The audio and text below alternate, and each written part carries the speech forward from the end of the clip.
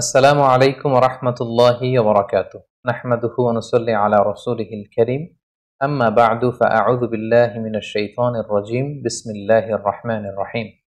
প্রিয় দিনী ভাই এবং বোনেরা, প্রফিট সিরিজের 18তম পর্বে আপনাদের সবাইকে স্বাগত। আজকের পর্বে আমরা সাইয়েদনা সুলাইমান আলাইহিস সালামের জীবনী নিয়ে আলোকপাত করব ইনশাআল্লাহ। সাইয়েদনা সুলাইমান আলাইহিস সালাম ছিলেন দাউদ আলাইহিস সালামের সন্তান।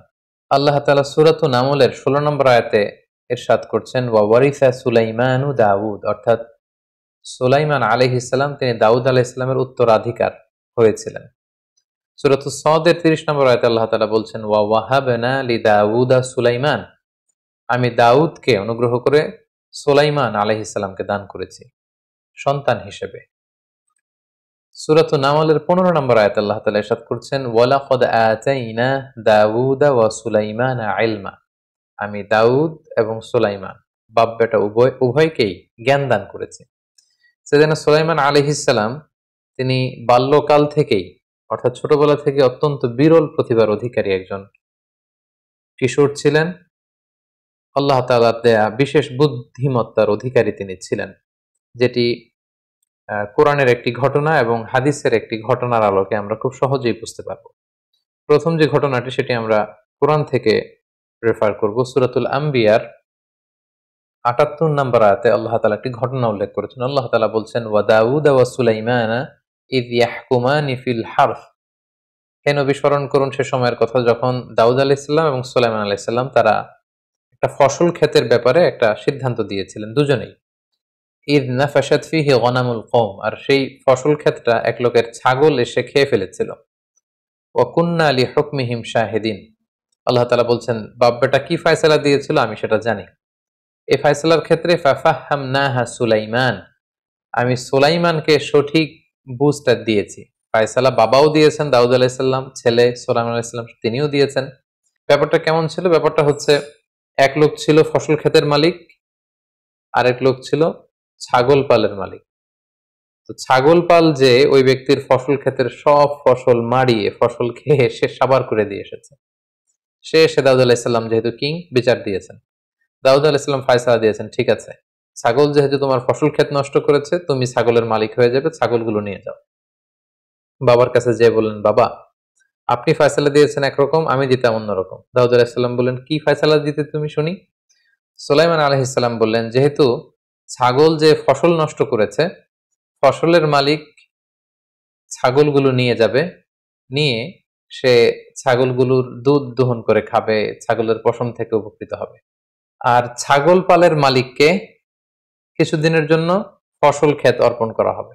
সে ফসল ক্ষেতে চাষাবাদ করে ফসলকে আবার সুন্দরভাবে, ছাগল সেই ফসল ক্ষেত নষ্ট করার আগে ফসল ক্ষেতের যে অবস্থা ছিল, সে ফসল ক্ষেতকে যখন ওইভাবে সাজিয়ে গুছিয়ে পরিচর্যা করে ফসলগুলোকে বড় করে দিতে পারবে, ঠিক তখন ছাগলের মালিক তার ছাগল নিয়ে যাবে, আর ফসল ক্ষেতের মালিক তার ফসল ক্ষেত নিয়ে যাবে। সাইয়েদনা দাউদ আলাইহিস সালাম বলেন, চমৎকার, তো তোমার বিচারের রায়টি ঠিক আছে, আমি আমার রায়টিকে উইথড্র করলাম, বরং সুলাইমান তুমি যে বিচারের রায় দিয়েছো তোমার বিচারটাই কার্যকর করা হলো। সুবহানাল্লাহ বিহামদি। এই আয়াতের তাফসিরে কুরতুবিতে এবং ইবনে কাসিরে এই ঘটনাটি উল্লেখ হয়েছে। তাহলে এই ছোট্ট কিশোর সুলাইমান আলাইহিস সালাম তিনি কত চমৎকার ভাবে এই বিচারের রায়টি দিলেন, এতে করে উভয়ই খুশি। ছাগলের মালিক তিনিও খুশি যে তার আর ছাগল হারানো লাগলো না, ফসল ক্ষেতকে ঠিক করে দিলেই হচ্ছে, এবং ফসলের ক্ষেতের মালিক সে খুশি, কারণ সে কিছুদিনের জন্য ছাগলের দুধ দহন করা, এটার পশম থেকে উপকৃত হতে পারছে। উভয় পক্ষ খুশি হলো। আরেকটি ঘটনার উল্লেখ হয়েছে সহিহ বুখারীতে ৬৭৬৯ নম্বর হাদিসে। সেখানে সাইয়েদনা আবু হুরায়রা রাদিয়াল্লাহু তাআলা আনহু তিনি বর্ণনা করেন যে একবার দাউদ আলাইহিস সালামের কাছে দুজন মা আসলেন একটি সন্তানকে নিয়ে। এসে দুজনই দাবি করতে লাগলেন, এটা আমার সন্তান। দাউদ আলাইহিস সালাম জিজ্ঞেস করলেন, কি হয়েছে? তারা বলল যে আমাদের দুজনেরই সন্তান ছিল, তারও একটা ছেলে সন্তান ছিল, আমারও একটা ছেলে সন্তান ছিল, এবং খুবই ছোট্ট সন্তান, দুগ্ধপোষ্য। হঠাৎ আমরা একসাথে ছিলাম, একটা নেকড়ে এসে আমাদের একজন সন্তানকে এই নেকড়ে বাঘ নিয়ে গিয়েছে। ফলে যেই বাচ্চাটা অবশিষ্ট রয়েছে, দুজন মাই দাবি করতে লাগলো এটা আমার সন্তান। একজন মহিলা ছিল বয়সে বড়, আরেকজন ছিল ছোট। বয়স্ক মহিলাটা বলে, এটা আমার সন্তান, তোমার সন্তানকে বাঘে খেয়েছে। আর অপেক্ষাকৃত অল্প বয়স্ক নারী, সেও দাবি করতে লাগলো, না এটা আমার সন্তান, আমার নিজের সন্তান, নেকড়ে যে সন্তানকে নিয়ে গেছে এটা তোমার সন্তান। এই ঝগড়া সাইয়েদানা দাউদ আলাইহিস সালামের কাছ পর্যন্ত পৌঁছালো। দাউদ আলাইহিস সালাম বিস্তারিত তাদের কথা শুনে বয়স্ক মহিলার পক্ষে রায় দিলেন, বললেন যে এই সন্তানটা সে পাবে যে নারীটা বয়স্ক। এই বিচার কার্য শেষ, তারা যখন বেরিয়ে আসছে, সাইয়েদানা সুলাইমান আলাইহিস সালাম জিজ্ঞেস করলেন, আমার পিতা কি রায় দিয়েছে? তারা বলল যে এরকম রায় দিয়েছে। সুলাইমান আলাইহিস সালাম বললেন যে আমি এটা নতুন করে একটা ফায়সালা দিতে চাই। আমি যদি বিচার করতাম অন্যভাবে করতাম। কিভাবে? তিনি বলতেন, মা যেহেতু দুইজন, সন্তান যেহেতু একজন, একটা ছুরি নিয়ে আসো। আমি সন্তানের ঠিক পেট বরাবর তাকে কেটে দ্বিখণ্ডিত করে অর্ধেক অংশ এই মহিলাকে দিব, অর্ধেক অংশ ওই মহিলাকে দিব। এবং সুলাইমান আলাইহিস সালামের কথা অনুযায়ী বড় ছুরি নিয়ে আসা হলো।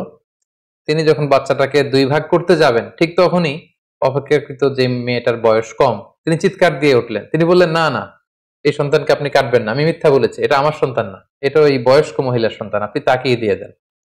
সুলাইমান আলাইহিস সালাম বললেন, না, আমার ফায়সালা হচ্ছে এই সন্তান তোমার, বয়স্ক মহিলা মিথ্যা বলছে। সুবহানাল্লাহ বিহামদি। তো দাউদ আলাইহিস সালাম জিজ্ঞেস করলেন, কিভাবে এই ফায়সালা তুমি দিলে? সুলাইমান আলাইহিস সালাম বললেন, কোন মা তিনি কখনো চাইবেন না যে তার সন্তানকে হত্যা করা হোক, বরং তিনি এটা চাইবেন যে আমার সন্তান প্রয়োজনে অন্যের কাছে বড় হোক, অন্যের কাছে লালিত পালিত হয়ে সে তার জীবনটাকে পাক, তার জীবনটা যেন নষ্ট না হয়।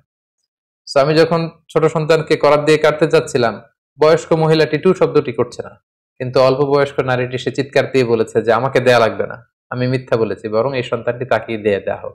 এভাবেই আমি বুঝতে পেরেছি সন্তানটি এই মহিলার নয়, বরং অল্প বয়স্কা মহিলার। সাইয়েদানা দাউদ আলাইহিস সালাম খুশি হলেন এবং এভাবেই রায় দেয়া হলো। সম্মানিত সুধী, তাহলে দেখুন, কোরআনের একটি ঘটনা এবং সহিহ বুখারীর আরেকটি ঘটনা থেকে আমরা বুঝতে পারি যে ছোটবেলা থেকেই আল্লাহ নবী সুলাইমান আলাইহিস সালাম কতটা বুদ্ধিমত্তার অধিকারী ছিলেন। সাইয়েদনা সুলাইমান আলাইহিস সালামকে আল্লাহ তাআলা বিশেষ কিছু নেয়ামত দান করেছেন, যেগুলো অন্য নবীদেরকে দেয়া হয়নি। এগুলো ছিল স্পেশাল ব্লেসিংস টু সুলাইমান আলাইহিস সালাম।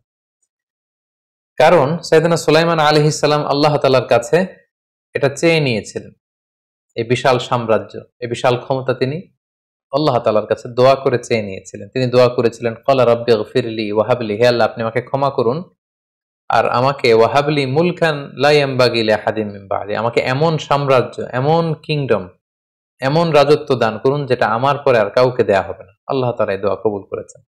আল্লাহ তাআলা যে সমস্ত বিশেষ অনুগ্রহ বা নেয়ামত দিয়ে সাইয়েদনা সুলাইমান আলাইহিস সালামকে ধন্য করেছিলেন, তার মধ্যে প্রথম নেয়ামতটি ছিল আল্লাহ তাআলা বাতাসকে সুলাইমান আলাইহিস সালামের অনুগত করে দিয়েছিলেন। তিনি যেদিকে চাইতেন আল্লাহ তাআলার আদেশে বাতাস ওই দিকে প্রবাহিত হতো। সূরাতুল আম্বিয়ার ৮১ নম্বর আয়াতে আল্লাহ তাআলা ইরশাদ করছেন, ওয়ালি সুলাইমান আর-রিহা আসিফাতান তাজরি বিআমরি, আমি ঝঞ্ঝা বিক্ষুব্ধ বাতাসকে সুলাইমানের জন্য অনুগত করে দিয়েছি, আর এই বাতাস তার আদেশে প্রবাহিত হতো। সাইয়েদনা সুলাইমান আলাইহিস সালাম যখন সাগরে জাহাজ দিয়ে ভ্রমণ করতেন, আমরা জানি যে পালতোলা জাহাজ যখন বাতাস পায় তার অনুকূলে, এটার গতি বেড়ে যায় এবং আল্লাহ তাআলা বাতাসের ঝঞ্ঝা বিক্ষুব্ধ গতিকে সুলাইমান আলাইহিস সালামের জাহাজকে সাগরের এক প্রান্ত থেকে অন্য প্রান্তে নিয়ে যাওয়ার জন্য তিনি ব্যবস্থা করে দিতেন। সূরাতুস সাবার ১২ নম্বর আয়াতে আল্লাহ তাআলা ইরশাদ করছেন, ওয়ালি সুলাইমান আর-রিহা গুদুহা শাহরুন ওয়া রাওয়াহুহা শাহর, অর্থাৎ আমি সুলাইমানের জন্য বাতাসকে বশীভূত করে দিয়েছি এবং এই বাতাসের সাহায্যে তিনি সকালে ১ মাসের পথ, সন্ধ্যায় ১ মাসের পথ অতিক্রম করতে পারতেন। সুবহানাল্লাহি বিহামদিহি। ২ নম্বর যে নেয়ামতটি আল্লাহ তাআলা দিয়েছিলেন সেটি হচ্ছে সাইয়েদনা সুলাইমান আলাইহিস সালাম তিনি তামা গলিয়ে নরম করতে পারতেন। মজার ব্যাপার হচ্ছে ওনার পিতা দাউদ আলাইহিস সালামকে আল্লাহ তাআলা দিয়েছিলেন লোহা গলানোর মুজিজা, আর ওনার পুত্র সুলাইমান আলাইহিস সালামের জন্য ছিল তামা গলানোর মুজিজা। আল্লাহ তাআলা বলছেন, ওয়া আসালনা লাহু আইনাল কিতর, আমি সুলাইমানের জন্য তামাকে গলিয়ে গলিয়ে প্রবাহিত করেছি। এটা দিয়ে সাইয়েদনা সুলাইমান আলাইহিস সালাম অনেক কিছু তৈরি করতে পারতেন। ৩ নাম্বার যে বিশেষ নেয়ামতটি আল্লাহ তাআলা সাইয়েদনা সুলাইমান আলাইহিস সালামের জন্য বরাদ্দ করেছিলেন সেটা হচ্ছে জিনদের উপর ওনার কন্ট্রোল ছিল, কর্তৃত্ব ছিল, নিয়ন্ত্রণ ছিল। নবীদের মধ্যে কোন নবীকে আল্লাহ তাআলা জিনদের প্রতি এতটা কর্তৃত্ব পরায়ণ করেননি যেমনটা তিনি করেছিলেন সাইয়েদনা সুলাইমান আলাইহিস সালামকে। আল্লাহ তাআলা বলছেন, ওয়ামিনাল জিন্নি মান ইয়া'মালু বাইনা ইয়াদাইহি বিইذনি রাব্বিহ, আল্লাহর আদেশে জিনেরা ওনার সামনে কাজ করত, যেটাই অর্ডার করত জিনরা সেটা তামিল করত, করে দিত। ওমাই ইয়াজিগ মিনহুম আন আমরিনা নুযিকহু মিন আযাবিস সাঈর, আর যারা ওনার অর্ডার অমান্য করতো তাদেরকে তিনি শাস্তিও দিতেন। কি কাজ করতো জিনেরা সুলাইমান আলাইহিস সালামের জন্য? ইয়ামালুনা লাহু মা ইয়াশা, জিনেরা সুলাইমান আলাইহিস সালামের জন্য তাই করতেন যেটা তিনি চাইতেন। যেমন কি কি করতেন আল্লাহ তাআলা কয়েকটি উল্লেখ করেছেন। এক হচ্ছে মিম মাহারিব, বড় বড় মেহরাব বানাতেন তিনি জিনদেরকে দিয়ে, টাওয়ার বানাতেন, গম্বুজ বানাতেন। ওয়া তামাসিল, বড় বড় ভাস্কর্য বানাতেন।